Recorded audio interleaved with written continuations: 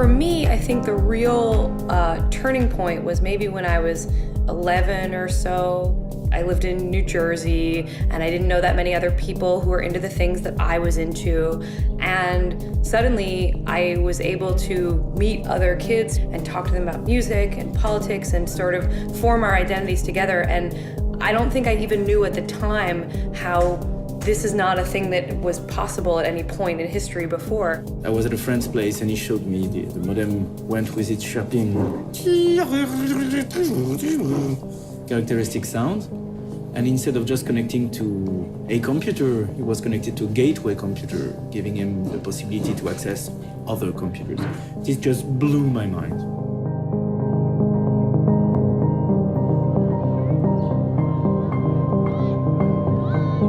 And the simple fact that they could have, forums or blog discussions with people across the world, I thought that it was really magic. I think what you're seeing now is both, different levels, both from the governments and the companies, but also from the individual users, a growing awareness that, it may be not such a free space after all.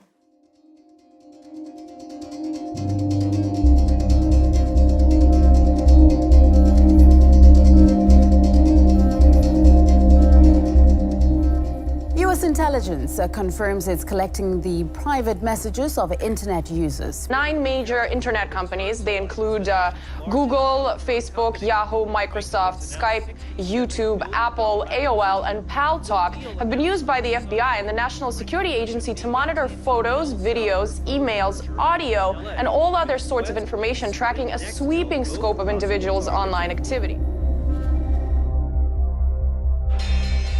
After the first dot-com bust, some of the internet companies then there'd been this promise that the internet would be the kind of new economy, and they had thought that people subscribing to services would actually be the way they would make money. But as we found out, nobody was willing to do that, and people really wanted to visit websites and have services online for free.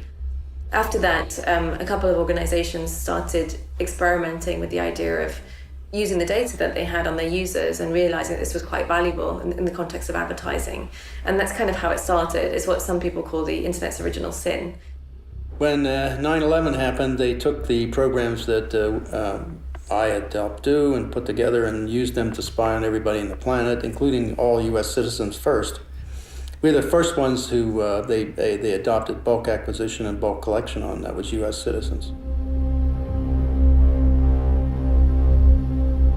They do it in the easiest way they can, which means if companies have assembled information about their customers, then that's a readily accessible set of information about a large number of people.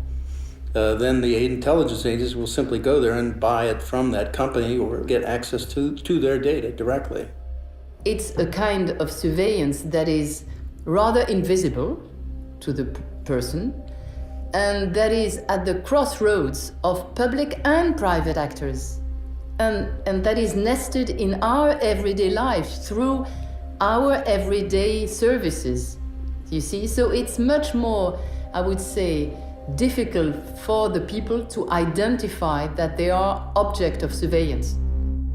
Putting yourself, tons of personal information online using Facebook, Instagram, Twitter, whatever, people don't really realize the danger when it comes to that.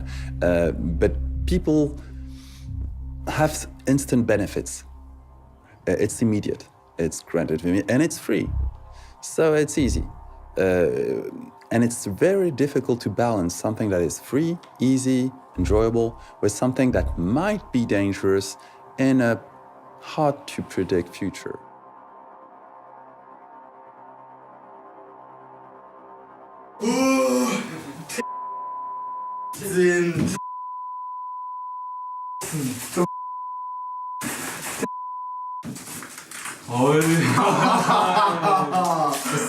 Was du selbst oder was? Ja, boah. Willst du ja mal zusammen gucken, steht auf der Falter. Oh.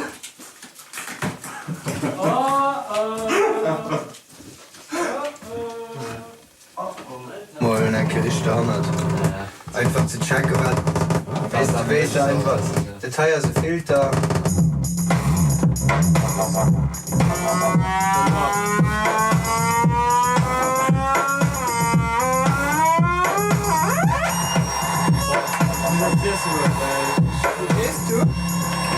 rufen, weil ich muss schon um 6, halb 7 am Keller sein.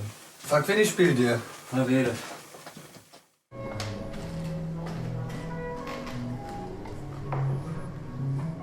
Gordon hat, weil der Regie gemacht hat in Leipzig, wie man da vorgeht, weil die haben irgendwie nicht mehr viel Geld über und sollen den irgendwie dabei haben. Und das wird wahrscheinlich irgendwie so eine Vertragssache. Jo, nee, das ist super. Jo, bis bald. Ciao. Without a doubt, the most, I'd say, aggressive data collector is through the mobile phone, because we're taking it with us in the things that we do.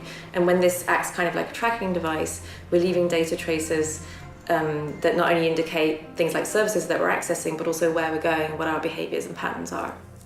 What you can see very quickly is things like, when does that person often go to bed? Are they traveling? Do they call if they're traveling, do they call their partner every morning? Do they call them in the evening? Did they go out for dinner? Who are they talking to? Who are their the social graph is called, meaning the circle of people around them. And so there are different ways that people are then profiled or categorized on the basis of their behaviors. Another thing that's happening is that people, again, through their social media use, are being profiled in terms of maybe their political affiliations, their religion, their sexual orientation, these kinds of things. There's the companies that we're perhaps not surprised are collecting our data. So for example, the news website we go to, or maybe the use of Google, that kind of thing. But then there's the companies that are tracking our data that we don't see, that we don't kind of choose. So for example, when we're looking at a website for the news, there'll be lots of other what are called third-party trackers.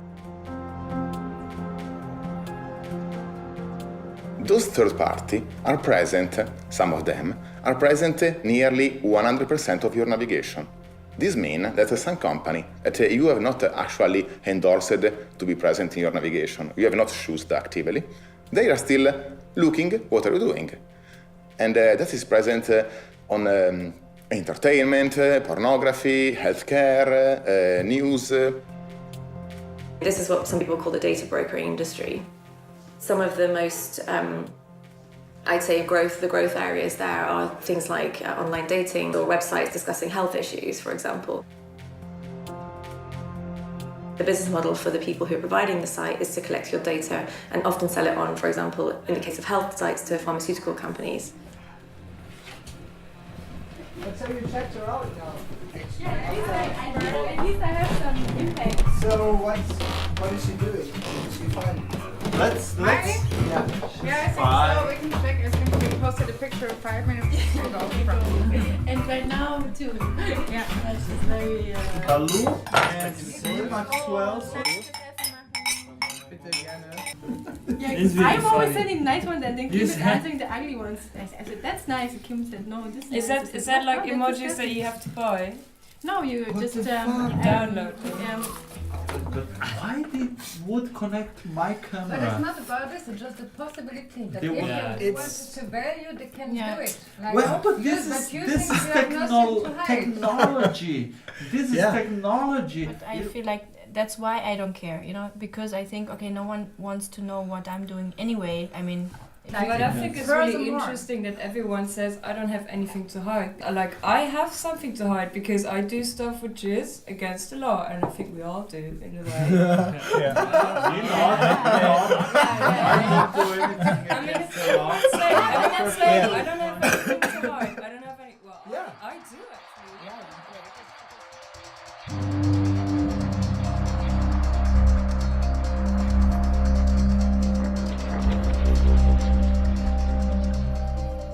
I think it's kind of a difficult question. The process people go through in, I think, justifying their use of technology in terms of this business model of, okay, I get this for free, I give over my data, and I have nothing to hide, so why do I care?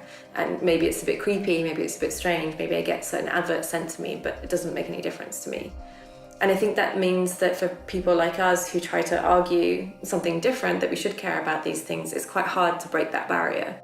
Part of the reason I think this is that how quickly people are ready to volunteer that.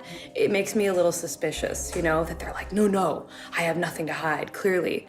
And really they're thinking, maybe I'm a little worried about this, but I don't want to be the one to say it. Think about how people who care about surveillance have been marginalized, you know? There are so many jokes about wearing the tinfoil hat and, you know, do you really believe that they're reading your emails? When I hear someone say that, I actually hear them say, I believe something quite different from this, but I don't want you to know that I do because I don't want to be the one who thinks that.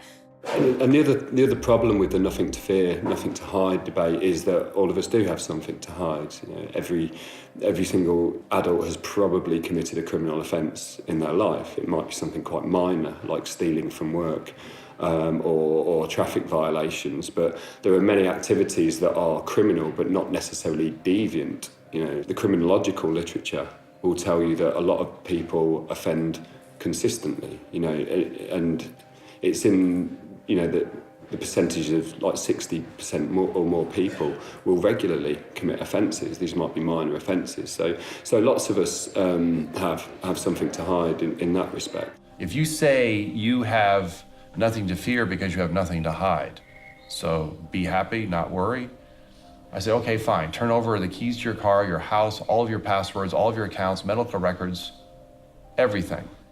And I'll put them into a special secure lockbox, but I'm going to keep it, I will keep it for safekeeping.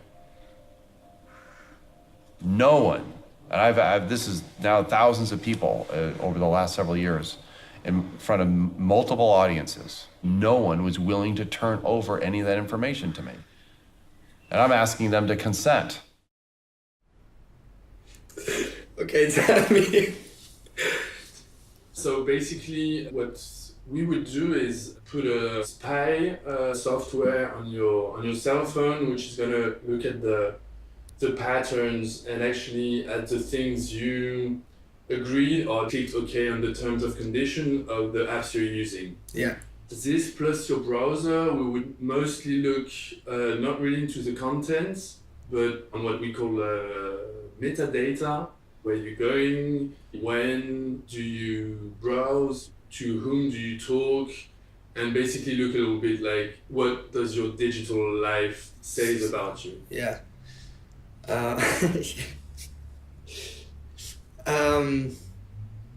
Is it like my computer and my cell phone?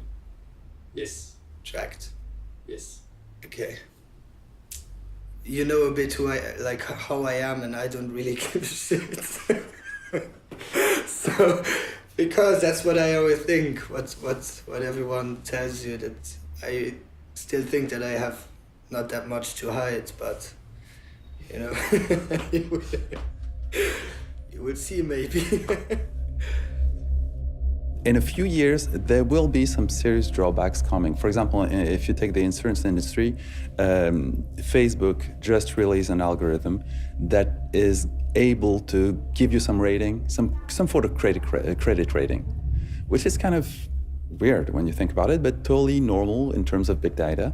Facebook is totally able to predict if you will pay back your loan or not. There's usually a point at which people do care, and I think that's the question of what do they care about? So do they care because they know that the tax inspector is now using these technologies to track people? Do they care because they've got a family member who has a history of mental health issues? Do they care because they themselves don't want to be given a different, deal in terms of, now very high health insurance costs because of their lifestyle, this kind of thing? Credit rating is totally predictable. It will happen. In a few years, your personal information, the one you're willingly putting online, on Facebook, Twitter, all this thing, will give you credit rating. And if you end up with a bad credit rating, well, you ask for it. You were the one thinking that you had nothing to hide. I like to speak about intimacy. And if fundamental rights seem like something remote, something you may not want to care about because, you have to fill your fridge, you have to pay the rent, you have to wipe the baby's ass and whatnot, then an intimacy is not what you're willing to give up. You understand what it means. Intimacy is those spaces where you are truly yourself, either alone or with people you decide to share this intimacy with. Intimacy is when you're naked, either as a metaphor or really. It's when you can experiment with yourself, you can experiment with new ideas, with new concepts, with new practices, without being judged by your peers. If you're in the middle of a crowd of 100 people and take a guitar and think, what would it do if I played like this, cling, clong, clong? You would never do it. If you're alone in your bedroom with that guitar, you do the cling, clang, clong, and maybe it sounds like shit. And you try again, and again, and again, and again, and again. And maybe after 1,000 times, you'll feel ready to have another person listen to it. And maybe after 10,000 times, you'll feel ready to have 100 people listen to it.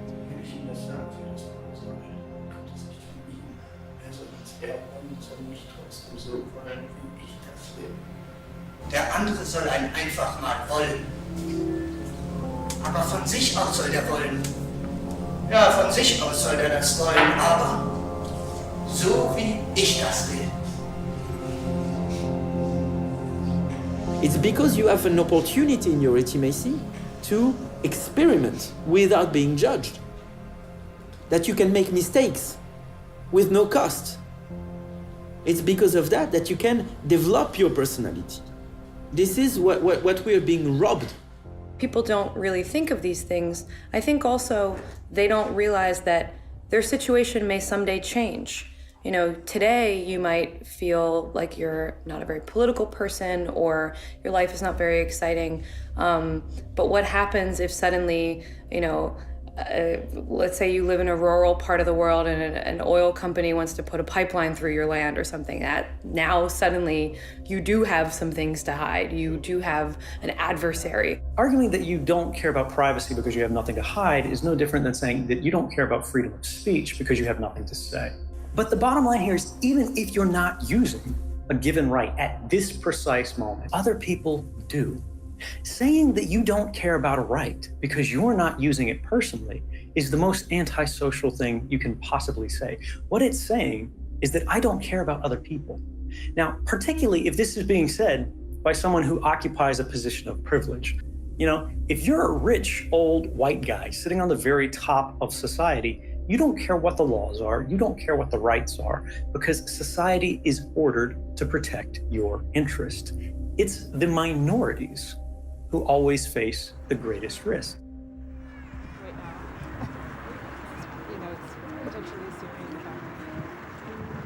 I saw my mom and my grandmother go through some really tough experiences. And I, became aware that discrimination and violence against women and girls wasn't just happening in my family or community. And I decided that I wanted to work on these issues. And it wouldn't be unusual for a human rights researcher to become a target even of US surveillance. I'm someone who has interviewed not only Somalis and Egyptians, but also Iraqis, Afghanis, Yemenis. So, the people that I interview typically are coming from populations of extreme political interest to my own country, to the US. In context even of the war on terror. And I do think that it's, not only plausible but probable that I became a target of US intelligence interest, not just because I'm a human rights researcher, but after doing this research with Somali girls and uncovering instances where girls named Americans and Saudis as so-called clients of sex-trafficked refugee girls in Djibouti. What we see in different countries around the world is the political situation and the sort of political agenda changing quickly. So something that's okay now to talk about might not be okay in 3 years' time. If you combine a drastic and very disruptive technological progress and this soon-to-come political disruption, you will end up in a short time period in something so different that any kind of prospective effort is really, really difficult to make.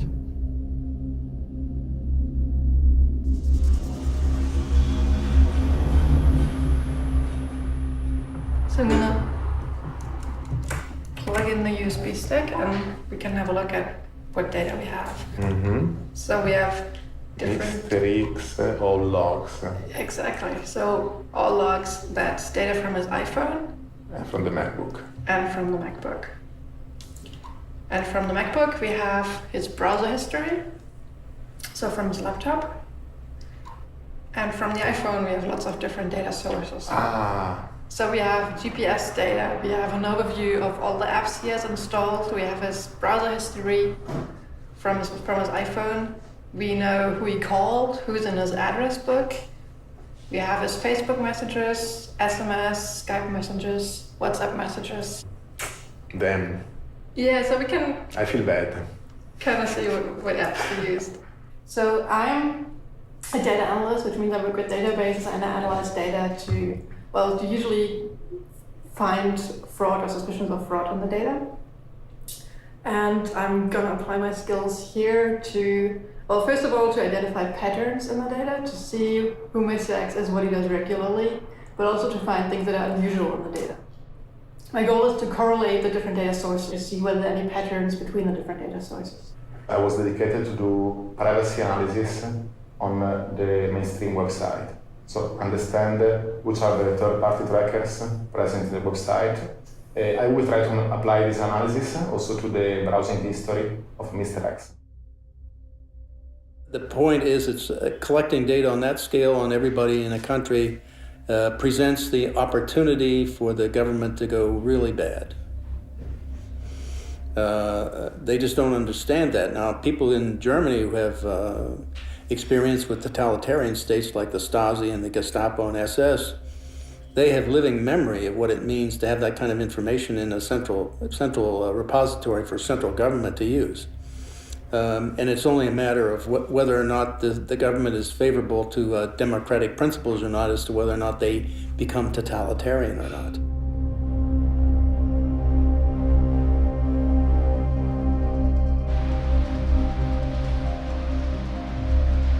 Mein Plan war, mit der Demonstration mitzulaufen bis zum Ende, dort wo das Politbüro auf einer Tribüne stand. Auf meinem Transparent stand der Satz: Jeder Bürger der DDR hat das Recht, seine Meinung frei und öffentlich zu äußern. Hier an dieser Laterne hatten sie mich eingeholt und haben mich an den Armen gepackt und ich sollte abgeführt werden. Dann haben sie mich aber gepackt und weggeschleift. Hier diesen ganzen Weg habe ich mich schleifen lassen. Der Pelzmantel meiner Mutter war danach hinüber. Und hier stand ein großer Lastwagen, ohne Plane, also ein Freier. Und hier bin ich dann kontrolliert worden. Da haben sie dann auch mein Transparent gefunden, was ich im Rucksack noch hatte. Und und dann sollte ich auf den Lastwagen steigen. The Minister of State Security always said, we have to know who is who. That was his always repeated sentence. That's the main question in our work. I spent many, many years listening in on East German communications. And so the motto was to know everything. And at NSA, the mantra under Keith Alexander, director of NSA, Keith Alexander, was to collect it all. Well, part of what's mean is collect it all to know it all. And if you know it all, then guess what? Who is who? That means who is thinking what. This was very important because the Stasi wanted to influence people and to stop political activities before they started.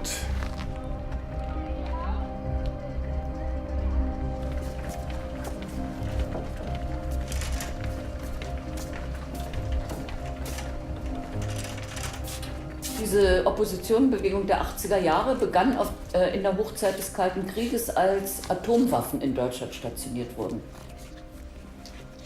Also wurde ich dann Mitbegründerin des ersten Friedenskreises der DDR, des Friedenskreises Pankow, gegen die Militarisierung des Lebens in der DDR, gegen die Stationierung von Atomraketen, gegen Militärunterricht in den Schulen. Ich habe ja dann 1982 auch einen der ersten privaten, sozusagen Umweltkreise gegründet, der sich immer in meiner Wohnung traf. Und später dann ab 1984 kamen dann auch Menschenrechtskreise dazu, also Kreise, die die Menschenrechtsverletzungen in der DDR thematisiert haben.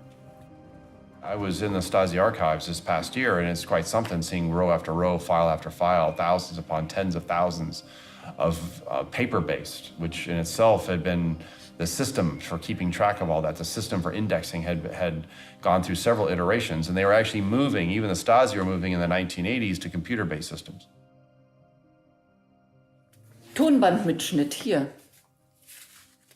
Hier ist ein Tonbandmitschnitt. So sehen die dann aus. Ja? Da ist bei einer Veranstaltung heimlich ein Tonband mitgelaufen von der Staatssicherheit. Und die Staatssicherheit hat dann dieses Tonband abgehört und hat aufgeschrieben, was ich auf dieser Veranstaltung gesagt habe. Es gab aber auch Abhörprotokolle vom Telefon, weil ich für die Stasi wichtig genug war, meine Anrufe abzuhören. Also das ist hier ein Maßnahmeplan der Staatssicherheit, Plan zur Zersetzung zum OV-Virus. Virus ist der Name meiner Akte. Operativvorgang Virus. Mit dem Ziel, den Einfluss, die Aktivitäten und die Teilnehmerzahlen des Friedenskreises Pankow zurückzudrängen und die führenden Personen des Friedenskreises zu verunsichern, werden folgende Maßnahmen der Zersetzung vorzuschlagen.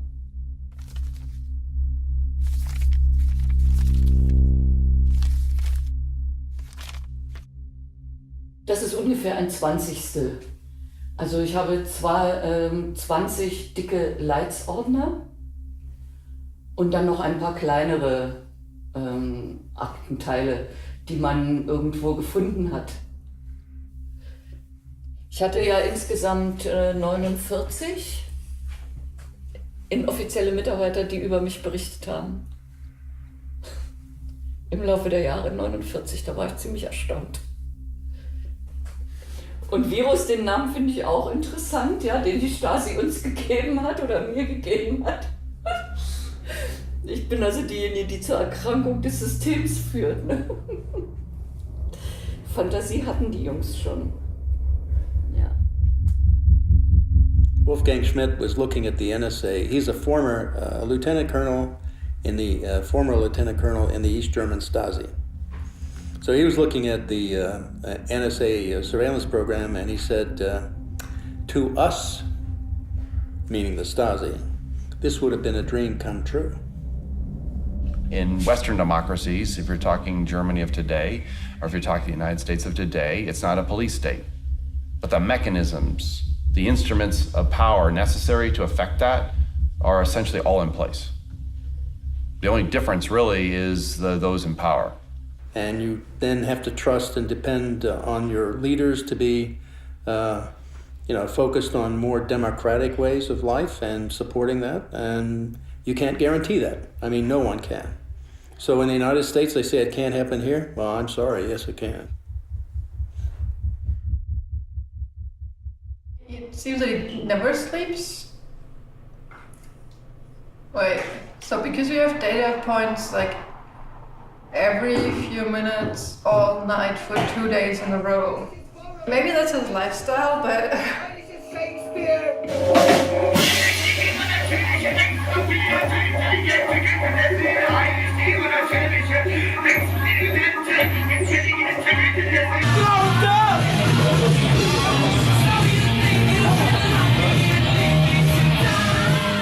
Here, for example, last data point is at midnight, and then we have another one at 11 in the morning.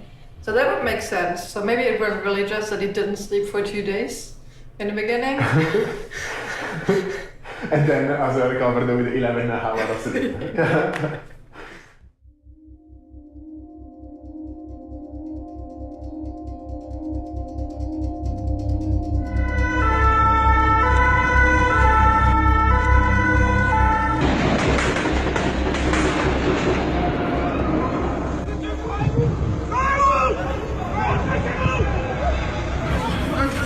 Monsieur, qu'est-ce qui s'est passé? Il y a eu un attentat.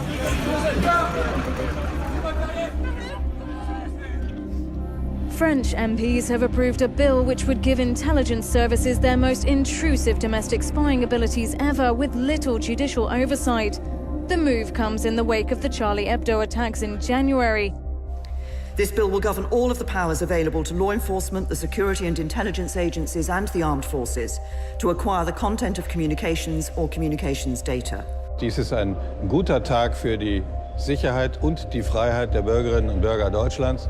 Es ist ein schlechter Tag für die großen Verbrecher aller Art. The net effect is if you are a law-abiding citizen of this country, going about your business and your personal life, you have nothing to fear.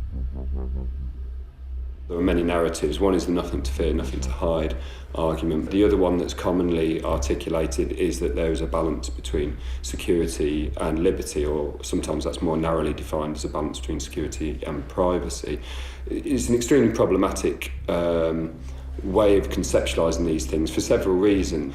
Benjamin Franklin said something along the lines that people who are willing to give up their liberty for security will lose both, and they deserve neither. And what I take from that is that there's not a simple balancing. These aren't things you can easily quantify and measure against each other. I would say very simply, bulk surveillance has been a direct and absolute continuing failure. I mean, it has stopped. They justified by the terrorist groups and stopping terrorism as the means of doing it, the reason why they have to do it. But in fact, it has failed in every turn. Every attack has happened, and they've not been able to stop it by bulk collection. Each time you have a terrorist attack somewhere in the world, you hear right after, oh, see, we need more security, we need more securitarian law, we need more power to the government agencies and the such. It's more than 20 years I am in data protection, but I still am a member of the judiciary with a background on organized crime, anti-mafia legislation, and it was me drafting the so-called Italian Patriot Act. So no need to persuade me that at certain stages interferences are essential and even invasive activities by the state. The deficiency of criminal investigation by police and judicial offices should build on selective sources. What works is difficult, is infiltrating the networks, is surveilling the individuals, is blending into the mass, is for agents to learn languages and risk their lives. And the agents don't want that. They got those big computer systems where they can watch the whole world. Well, guess what? It doesn't prevent terrorism. That's true in Paris, that's true in Copenhagen, that's true in London, that's true in New York and in Boston and Texas and California. All those attacks, they've never been stopped, yet the people they knew that did it, they knew about them and knew they were potential terrorists. But they didn't do anything about it, and the reason is because of this bulk acquisition. They have to wade through all this bulk data to try to assess them and what they're doing as a threat. That means the consequence of that is people have to die first. Then you go look at the people who did that, and then you focus on them, and then you go after anybody who's associated with them. A focused, targeted approach will give them the opportunity to stop people from dying. That's what they need to do.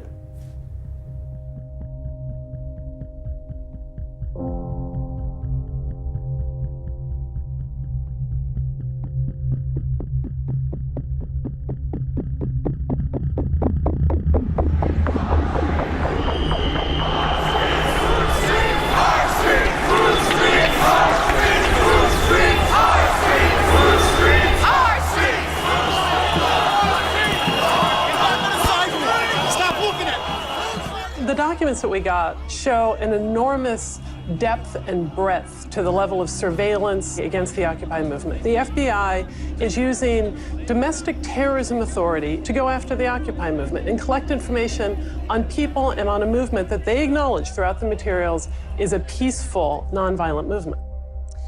Anybody and anybody associated with them were surveilled, which meant they had carte blanche.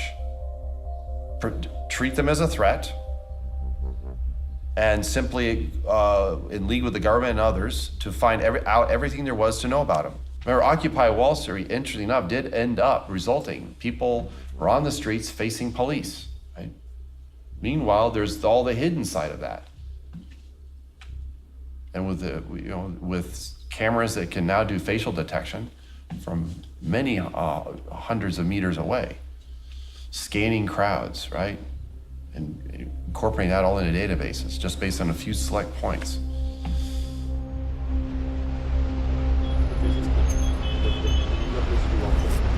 Donc là, si tu regardes par exemple, là où j'ai vraiment toute confiance de la filature, c'est juste là, avant le panneau là. Donc il y avait le type avec sa capuche. Déjà bon, il y a des moments où les capuches, la capuche, l'air comme ça avec le sac à dos qui regarde obstinément ailleurs quand on le regarde. Et au moment où j'ai fait demi-tour, il s'est passionné d'un coup pour l'interphone de l'immeuble en regardant si c'était pas l'adresse là.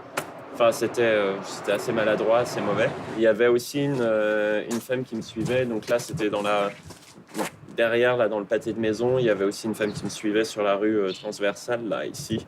Je suis allé, à un moment donné, je suis allé vers la bibliothèque. Je me suis dit, bon, je vais aller... J'ai hésité un moment. Je me suis dit, où est-ce qu'il faut que j'aille? Donc j'ai commencé à aller vers la bibliothèque. Je l'ai remarqué. Je me suis dit, non, c'est une mauvaise idée. Je suis tout seul. Je suis allé dans un café au centre-ville, en fait.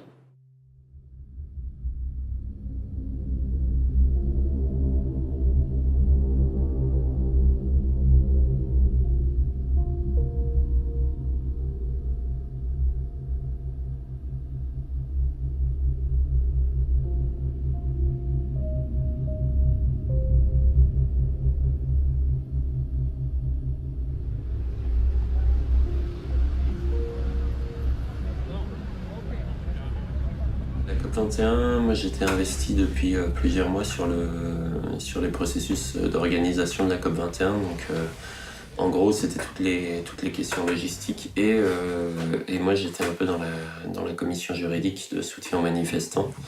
Donc c'est des dispositifs quand il y a des grandes manifestations qui sont mis en place pour faire le suivi juridique des manifestants en fait. À partir du 13 novembre et la déclaration de l'état d'urgence, nous, notre premier réflexe a été, de se dire, ça va être vraiment très compliqué, la COP21. 2, de se dire, mince, qu'est-ce qu'ils vont pouvoir utiliser contre les militants? Parce que déjà, le 20 novembre, on s'est posé la question très sérieusement de quel dispositif, et on s'est plongé tout de suite dans la loi d'état d'urgence pour savoir quel dispositif pouvait être utilisé dans le cadre de l'état d'urgence contre les mobilisations de la COP21. Et l'histoire nous a donné raison.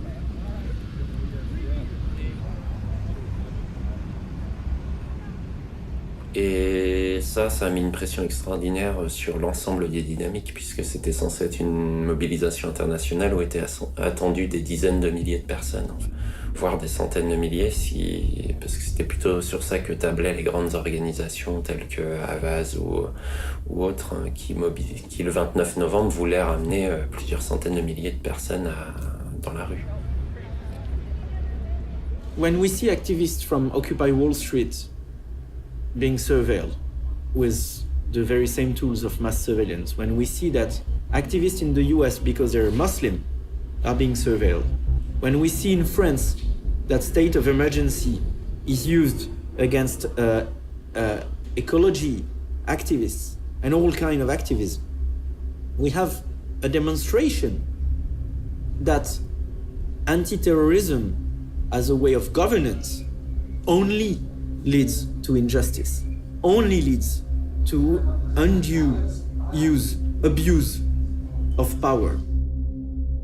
So you understand why the state wants to send examples, right? They don't have to have entire segments of the population being obviously outed, right? They just have to keep track of them. And those that are a bit more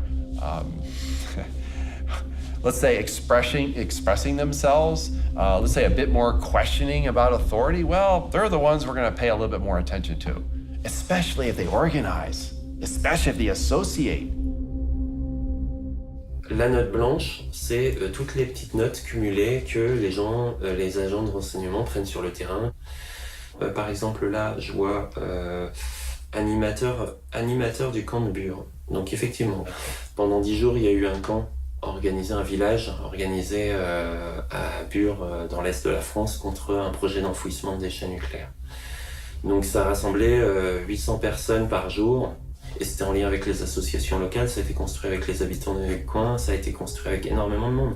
Donc de ne retenir que il y a eu des actions, de le superposer à il a animé des réunions, c'est comme si j'avais organisé ces actions en fait. On met ça dans la note blanche. Je participe à la mobilisation, je fais partie du collectif de soutien à la lutte de Notre-Dame-des-Landes contre la construction d'un aéroport à Nantes. On avait organisé juste un petit rassemblement spontané à la station Notre-Dame-des-Champs à Paris. Et ça, c'est faisceau d'indices concordants. On n'a pas de fait, on n'a rien, pas d'accusation. Et pour cause, j'ai un casier judiciaire vierge, il n'y a pas de fait en fait. Ça montre vraiment qu'à la fin, on construit une figure de l'ennemi intérieur, de la personne qui va menacer les institutions de l'État. Et c'est ce qui se retrouve à la fin quand c'est écrit que l'intéressé participe activement depuis plusieurs années aux actions menées contre les représentations de l'État. Voilà. Et à la fin, on a ça. Et cette feuille-là, quand un juge il a ça, et ben il part du principe que ce qui est là, c'est suffisamment convaincant pour qu'on ne remette pas en cause la version officielle, en fait. Do we really want a preemptive crime society where if I decide you might be? I mean, this is what's happening. This is where if you get this much information, the temptation of a secret power to abuse it, where you turn your own people inside out because you have the power to do so. And that is pathological. This is a pathological condition. It goes far beyond actual threats. It goes far, you have threats, right? Because that's to justify the need for all of this security apparatus. But you're ultimately using it for social control. I think any state which does surveillance is essentially to make sure the state power will not be endangered by the people. They want to keep the power. So they want to know what people are doing, with whom they have relationships, so that they can, if necessary, block the people they think are part of the political antagonism. We redefine what privacy is. No reasonable expectation of privacy. Wow, redefine privacy, so you define it away in a way that actually suits the interests of national security. Whoa, remember that thing? Nothing to fear, nothing to hide. Then why, if you're so fearful, are you that fearful of the people?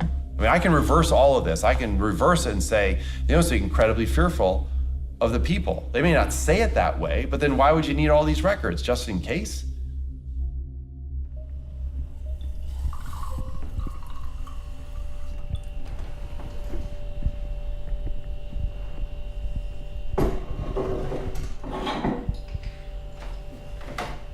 Ich bin persönlich von Überwachung betroffen gewesen, weil mein Freund André Holm seit 2006 beschuldigt wurde, Terrorist zu sein. André ist Soziologe und beschäftigt sich mit dem Thema Gentrifizierung in Berlin sehr viel, schon seit vielen Jahren, und hat viele Texte veröffentlicht als Wissenschaftler, auch als Aktivist, weil er sich für Mieter und Mieterinnen in Berlin einsetzt. Das BKA hat zu dieser Zeit nach einer militanten Gruppe gesucht, und weil sie die nicht gefunden haben, haben sie irgendwann die Texte unter anderem von André mit deren Texten verglichen und haben dann ähnliche Worte gefunden. Ich glaube 7 Worte, die in deren Texten und in seinen Texten vorkamen: Gentrifizierung, Reproduktion, auch marxistisch-leninistisch, was für Wissenschaftler eine Vokabel ist, die nicht ungewöhnlich ist. Und das war der Anfangsverdacht, warum sie dann gedacht haben, es könnte sein, dass der die Texte dieser Gruppe schreibt, und haben angefangen, ihn zu überwachen. And this is where mass surveillance shows its true face of an instrument of social control. This is the main purpose, the main effect of mass surveillance, is to keep populations under the diffuse impression that if they say something, or if they do something that may make them look like they have something to hide, that may be something worth hiding, then people will know about it, so they better not say it and not do it. This is how it works in every authoritarian regime since the dawn of times. I think this is something that comes back to who we are as people. I just know from history, I know from my own experience, I know from even dark chapters in US history that the power of the state through instruments like surveillance ultimately turn against the people. And it's not far removed, right? It's not far removed to take that kind of power and now establish something that's clearly undemocratic. And you in essence are treating all of your people as subjects, right? Not citizens. This myth of nothing to hide, when put into action, may turn individuals into perfect subjects of control, into subjects who accept control, who accept dominance, who accept servitude.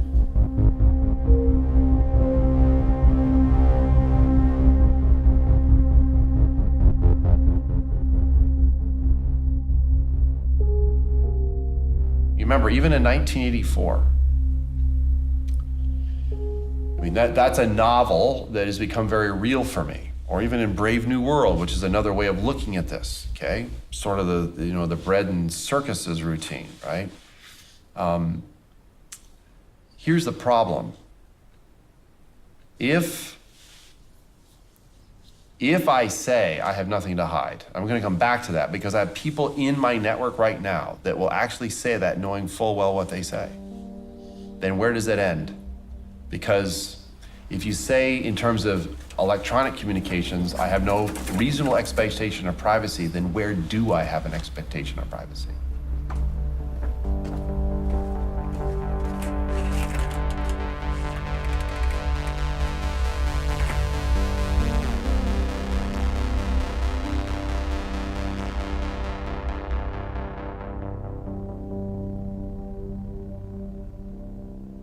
After the first time we met, around 5 weeks passed. And in this time, we perform a sort of unprofessional stalking of a subject we call Mr. X. So we only looked at the metadata. That meant we didn't touch the content of your Facebook messages and so on. We only considered data about data. Mm-hmm. So for example, if you talk on the phone, metadata is how long does a call last, who's calling, whom. And the reason we only looked at metadata is because that's really what governments admit to doing in terms of surveillance. And people think it's not that bad, it's just metadata. It's not actually the content of my email, it's just who I send it to that can't be that bad. But the thing is, of course, if you correlate data, you have metadata from different sources, you get a storyline, and maybe the content isn't even that important anymore. So at the beginning, we just start to address where the subject moves, to figure it out in the space where you are. This is, for example, the first week, no? Between the 23 and 27 of March. And we see that you spend some time in Berlin and then in Hamburg. In the third week, we saw that you were basically in Berlin only, and we are seeing a different visualization. It's called a cluster, and this permits us to see which is the location where you are more often. That is necessary to understand you are living in this street, Wartstrasse, near Tempelhof. In the fourth week, we are seeing a different visualization. Most of the time you were in Berlin. Sometimes in the northeast to do sport. Sometimes when you are running around the Tempelhof airport. But most of the time you see the color, the darker color show where you were more frequently. So your place, the bar is in front of your house, and some friend of you near Gorlitzer Park.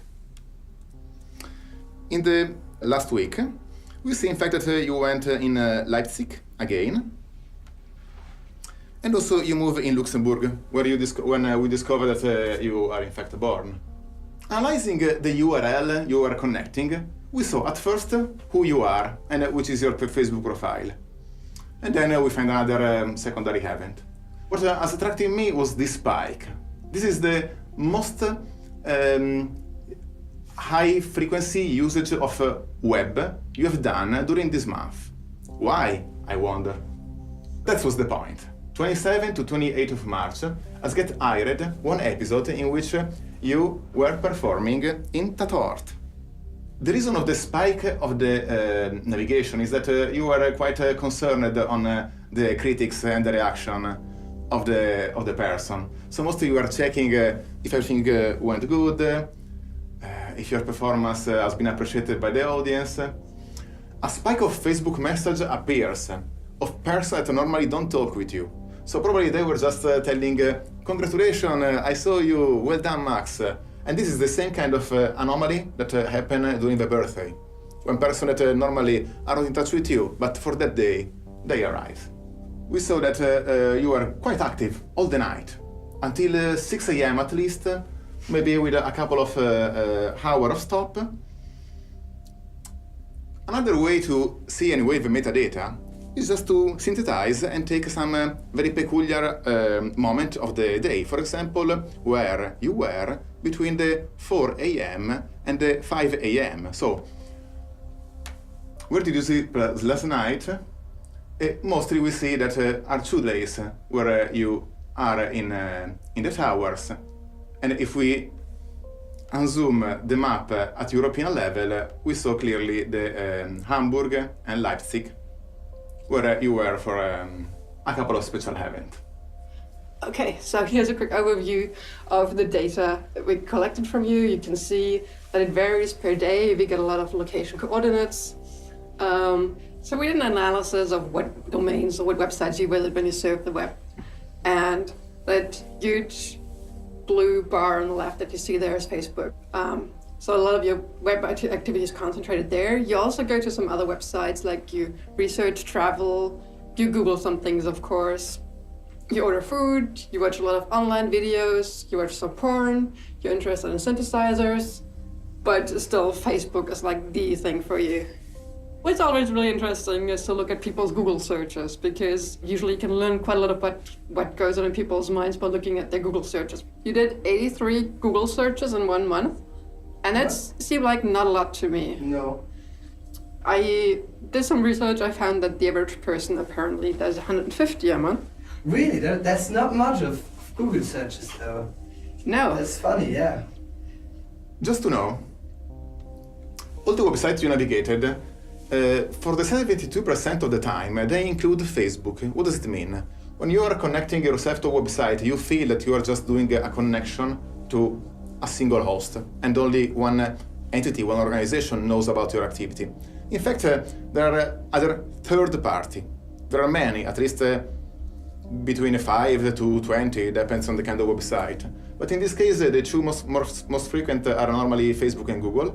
And Facebook was clearly aware of what you were doing, also if you were not in Facebook. We made this analysis mostly by hand because it's not our job. Once we've developed this tool, means that the next person, we have the data, we can create the same kind of output. So we have to think that most of the time the enemy, that can be a government or a corporate surveillance, when they develop the tool, that is for one person or for 1 billion is the same. I mean, I give you an example, my own example. I keep saying, what is it like? It's not a very good feeling when you get up every morning knowing that your own government is tracking you. They told me later, we knew everywhere. We knew when you got up, we knew when you left the house, we knew which vehicles you used, where you stopped, where you shopped. Every electronic communication that they had access to was being monitored on a 24/7 basis, including my phone. Where do you go in that regime? Where do you go? I can get emotional. Where do you go? Where's a safe place? Where do you go to be yourself, right?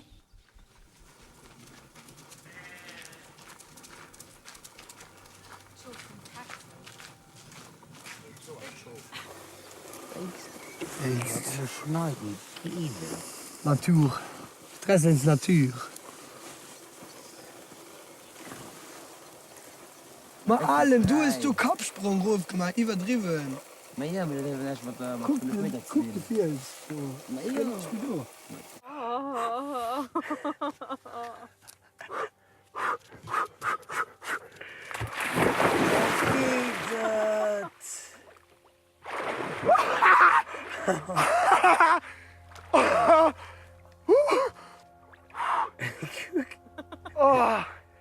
Oh, c'est bon. Oh, c'est froid. Are we back down to just my physical body? Just literally the only thing left now is in my head that's private? And even that's suspect with emerging technology? Then where do I go that's safe? Where's the safe room? I get back to 1984. Winston cowered in the corner. Why? Because it was the only place where the surveillance cameras couldn't see him, which meant they knew where he was. And in the end, people forget the rest of the book. They haven't read, people have finished reading 1984. It's quite dystopian because even Winston gives up. Winston is the protagonist. Winston is the person in all of this, right? What happens to Winston is what happens in society. Also die allermeisten inoffiziellen Mitarbeiter, die lange für die Stasi gearbeitet haben, und das ist die Mehrzahl, die hat das freiwillig gemacht. Zum Teil haben sie ein bisschen Geld gekriegt, ja, zum Teil ein paar kleinere Geschenke. Aber ich glaube, die Hauptsache war dieses Machtgefühl, was die hatten. Aber es war der Mann, der Bruder, ja, der Vater, der Sohn und so weiter. Die ganze Palette. Naja, das hat ja, glaube ich, gesagt, ja, in meinem Fall war es mein Mann. Und der hat aber dann später gesagt, er hätte das gemacht, weil er Angst hatte, dass ich verhaftet werden könnte. Und dass, wenn er mit der Stasi zusammenarbeitet, er das erfahren würde, dass ich verhaftet werde oder werden soll und mich dann davor schützen kann. Und ich glaube ihm das auch, weil als ich zu dieser Demonstration gehen wollte, bei der ich dann verhaftet wurde, er hat alles versucht, mich davon abzuhalten, außer zu sagen, du, ich weiß es von meinem Führungsoffizier, dass du verhaftet werden sollst, also bleib hier. Das hat er nicht gemacht, ja.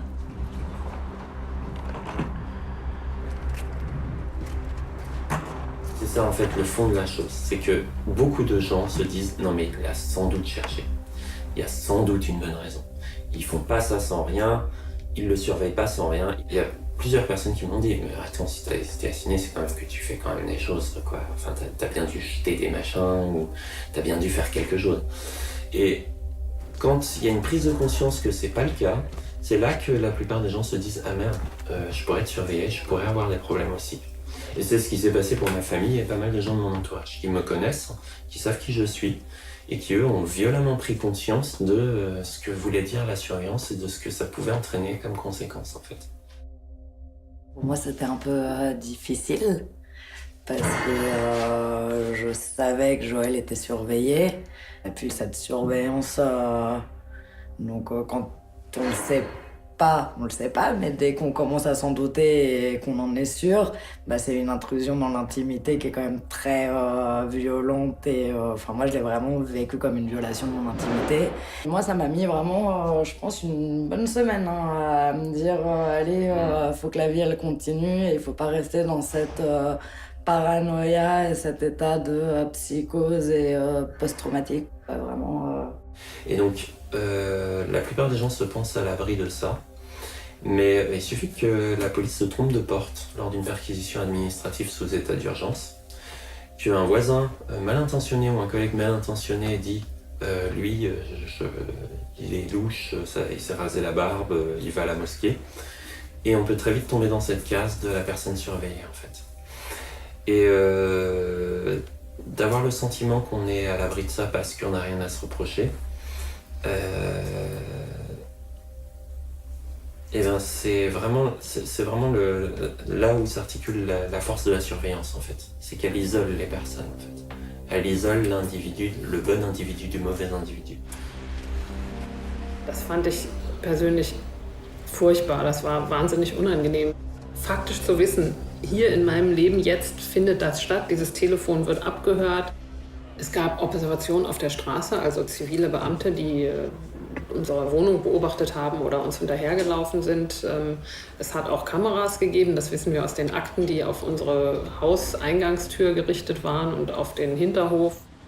Andres Eltern, die phasenweise auch mit überwacht worden sind, weil unterstellt wurde, dass selbst die in dieser terroristischen Geschichte mit drin stecken.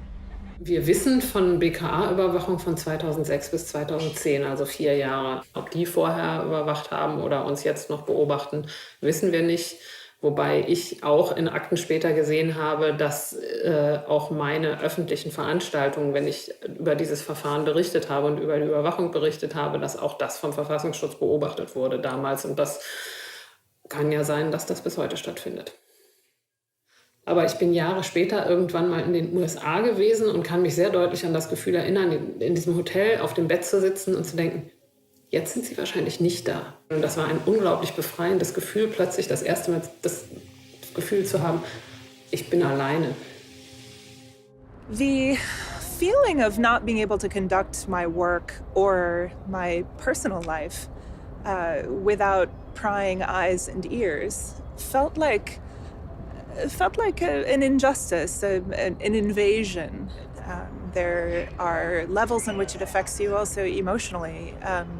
In 2013, my mother, was given a diagnosis of a terminal illness. And, some of the most important conversations of anyone's life, certainly my life, took place, as my mother was actually on her deathbed. And, after these feelings of, just total invasion, I wasn't able to sort of just connect with this experience of taking care of my mother without doing something about, the mobile phones that are constantly in the room. So, maybe strange to say, but it offered me some little bit of comfort while taking care of my mother to put the phones in the other room. And literally when she was, sharing with me some of the, the last things that she wanted to say to me, I had to go put the phones in the freezer. And, maybe that sounds nuts to a lot of people, but, it's mass surveillance, comes home. It's not just something that happens over there or to, NSA contractors. It's not just something that, famous people talk about or journalists are concerned about. It can touch the lives of people who think of themselves as regular people. What can make a bit afraid is really like this dislocation things. Like, this weekend where I was in Hamburg, that's really weird. Like to see like I was this dot at that point. You are clubbing here. Yeah.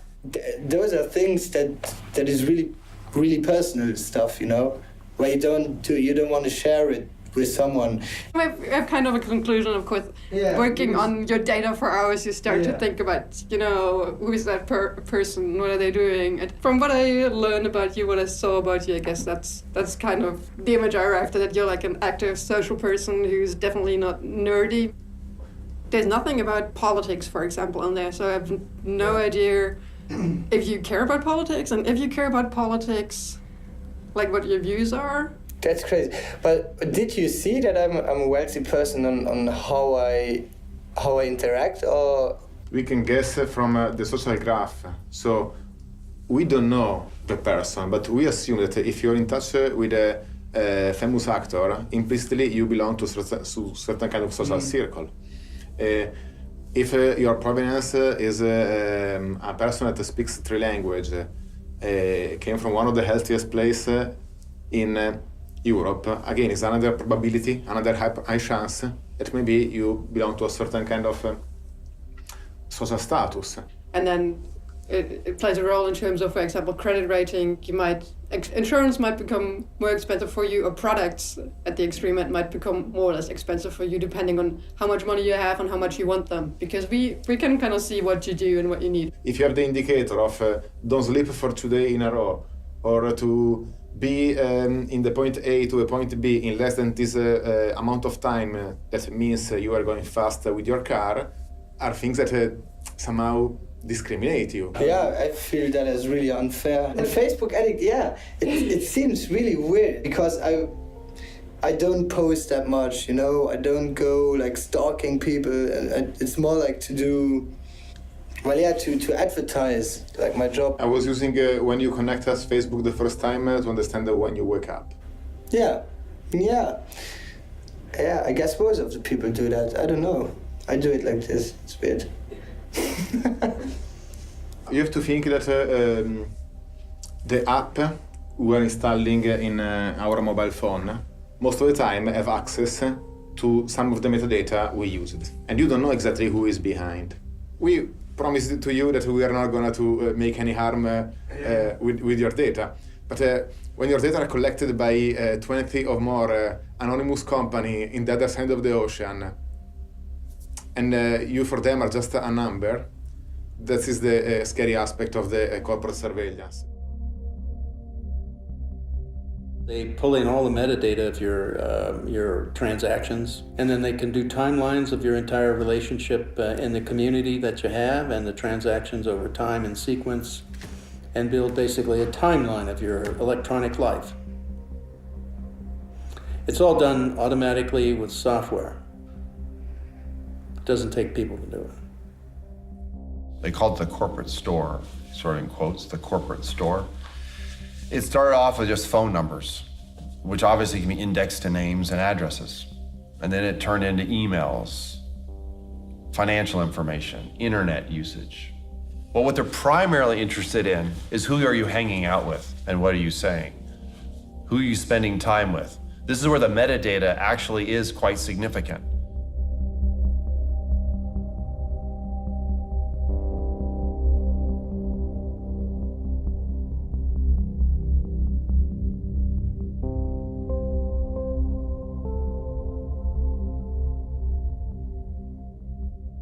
My view on it has changed a lot though, because I saw exactly like what is possible and how far you can really go.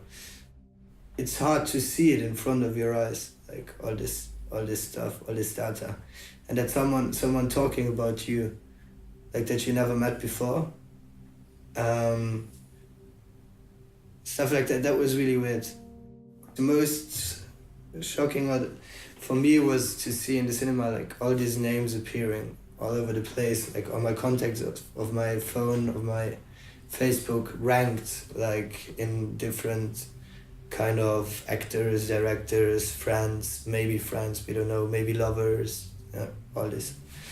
And even they had a weird feeling, because a lot of people came back and were really asking like, oh, how is the surveillance going and the movie thing, because I guess that's something that was something really, really weird for them to hear from me, that I'm next to them and I get surveilled like the whole time. No, for close friends or whatever. Like they were like, this is pretty. These questions, they came always back, like these questions of, was it really a good idea to do it, and do I really want to show my behavior on my phone or on my internet and everything. And I think it changed a bit maybe my behavior in that time, but I could not say really how. It was just a bit weird that I really saw that there were that less information, considering like Google searches, for example, you know. Those are things that were a bit like, hey, so what did I do actually this months? If you look down through history, I mean, the cases, most recent ones are the Soviet Union and East Germany. If you looked at the surveillance states that they had and how that worked, was people became very sensitive to being watched and monitored, and they were afraid to do anything unique or different that is to be adventuresome, to take a risk, right? That destroys that sense of the freedom to do that when you're being monitored. And so what that does is it stagnates the society. I mean, the society doesn't advance because there's no creativity and innovation. This is an impact on society that's huge, especially in a free society where we should be able to say what we want to say, especially in a private setting. And that's something that is oftentimes kind of done away with when they ask, you know, what's actually the damage? What's the problem? What's like your direct effect Where's the dead body, in a way, if you don't have privacy? And we oftentimes don't have a dead body, we just have a body that doesn't move too much anymore. If your legend, you have nothing to hide, if you try to make yourself believe you have nothing to hide, then you will speak like if you have nothing to hide. Then there are things you won't say. There are things you won't do. There might be people you won't meet. And this is all we lose collectively as a society.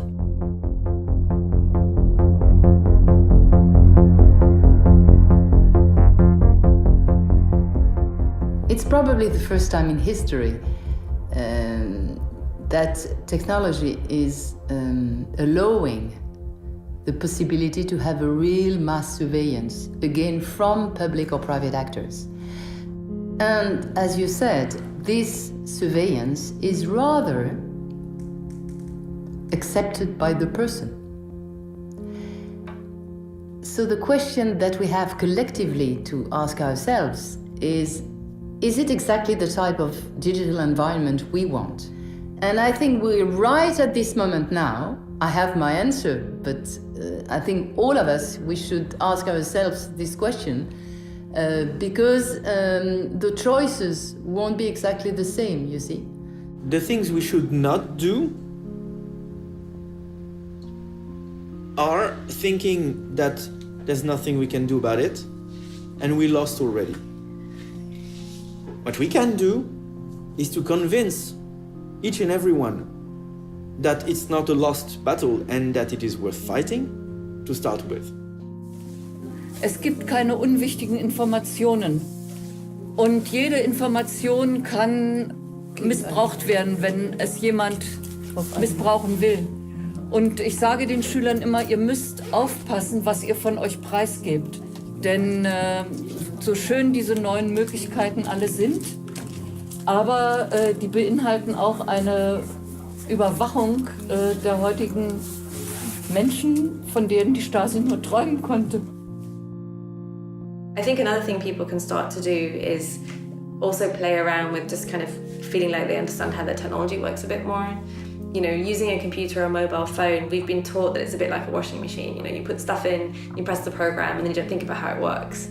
The truth is the less you know, the less control you have over what's happening. So, like, motivating people to get a bit more interested in knowing how the internet works, or knowing how your device works, or knowing why it is that the company's giving you free services is pretty important. There are a lot of things you have to learn. If you want to fly, you have to take courses in flying. If you want to run, you have to train yourself in running. And I believe the best way is a community learning by other people, which makes it more convincing and also more understandable very often. There is, for pretty much everything that you're using now, every Microsoft or Apple product or Google or Facebook or whatever, there is probably an alternative, and in most cases the alternative is very good. And you know, just really simple things like using a search engine that doesn't track you, like Disconnect or DuckDuckGo, because we know that Google is a very powerful surveillance engine, you know, in all these great, you know, really sophisticated tools that it gives us. It's taking all of our data. Signal for texting is something that I teach. Tor browser, that is the web browser that helps protect some of your personally identifiable information from websites you visit, from your internet service provider, from anyone who's observing your network traffic, whether they are, you know, your work IT department or a sovereign state. I think we have to be very humble here. We have to think very carefully how we speak about those things. Saying to someone saying to someone living in an authoritarian regime where internet communications are particularly surveilled, oh, you should use Tor, may end up having this person taken to jail or worse. Because in some countries, maybe just using Tor blinks a red light, potential political opponent detected.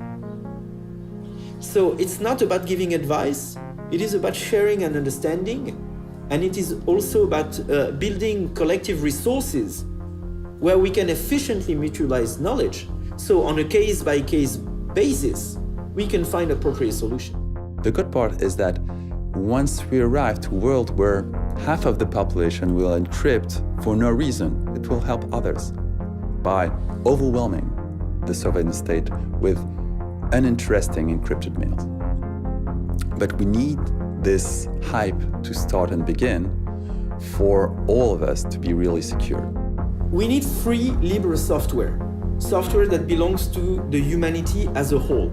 Software where everybody on Earth has the same freedom as the author to get to understand what a piece of software does and to get to modify it. Then we need decentralized services. Decentralized services means that you know where your data goes. You know what is happening when you click somewhere. You know what is stored, you know where it's stored. So we need all this in conjunction with end-to-end encryption, not any form of encryption. End-to-end encryption means that you generate a cryptographic key, I generate a cryptographic key. We decide to share those keys, and then we are in control. What I like about the tech side is that there is something that can be done. Each of us can make a change to our behavior in terms of whether we encrypt our communications, whether we use free software, hopefully some combination of all these ideals. And even just making one small change today does do a great deal. Just using an encrypted texting app like Signal for your communications between your friends is not perfect. Phones are bad, all these other issues, but it's something. And I think it shows people that they are empowered to make a change themselves.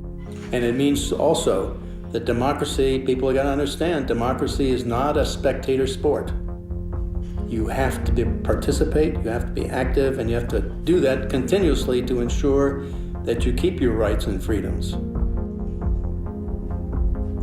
You can do access requests, you can ask any company in the world, what data are you storing about me? They have to send you a copy of everything they hold about you. You have an idea of what they're actually holding about you. You can see, they shouldn't have this information, where did they get it from? And this creates a lot of trouble, interestingly, for companies. If just individual people are asking, what are you actually having on me and why do you have that and how is this legal? It gets the whole legal department going crazy. It's an industrial challenge that would take policymakers on a path of really doing shit for growth and jobs if this is really what they care about. Rebuilding the capacity in Europe, in Germany, in France, and everywhere to build computer chips, to build computer systems we can understand on a hardware base is something critical. When we realize that there's something we can do on a personal and community level, I think it can encourage us to act at the political level more, so by contacting our lawmakers or supporting organizations that are doing the work of law reform. One of the most powerful things that I think has happened since Snowden is this massive increase of all of those things. All the people who are working on this stuff, more or less in isolation, have come together in a way that is, I think, when I think that we're gonna win, I think it's because of that kind of solidarity that we have.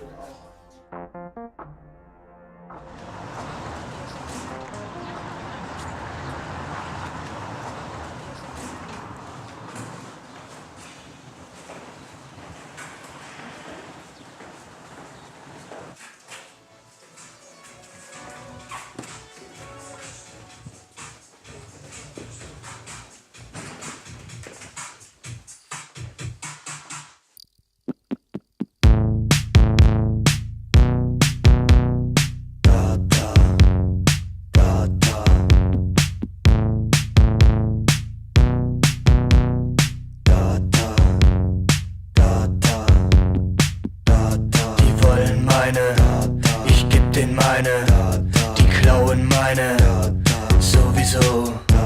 Die wollen meine, ich geb den meine, die klauen meine, sowieso.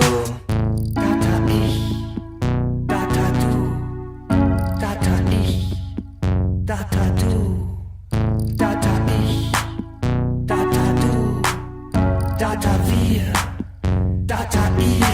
Er greift nach dir, der Megadata-Wurm, im Netz versteckt, Metadata-Sturm. Er greift nach dir, der Megadata-Wurm, im Netz versteckt, Metadata-Sturm.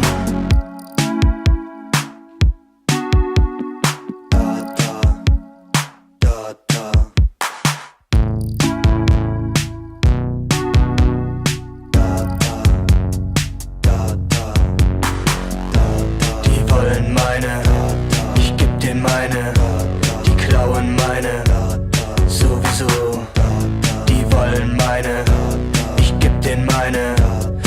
genau in meine.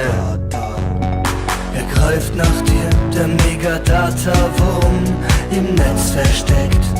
Metadata-Sturm, er greift nach dir, der Megadata-Wurm, im Netz versteckt.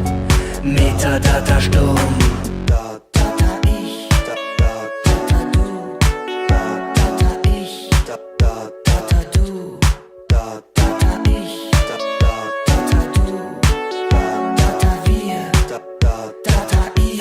Die Staatsmacht wird unsere Data inspizieren, analysieren, sich konspirieren und damit regieren. Er greift nach dir, der Megadata-Wurm, im Netz versteckt. Metadata-Sturm, er greift nach dir, der Megadata-Wurm, im Netz versteckt. Metadata-Sturm, er greift nach dir, der Megadata-Wurm, im Netz versteckt. Metadata-Sturm, er greift nach dir, der Megadata-Wurm, im Netz versteckt. Metadata-Sturm.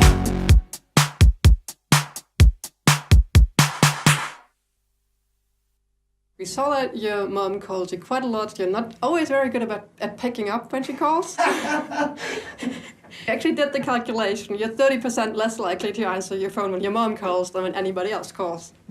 But you're good. You always call her back in the end. I'm gonna call her back always. Yeah, I'm gonna.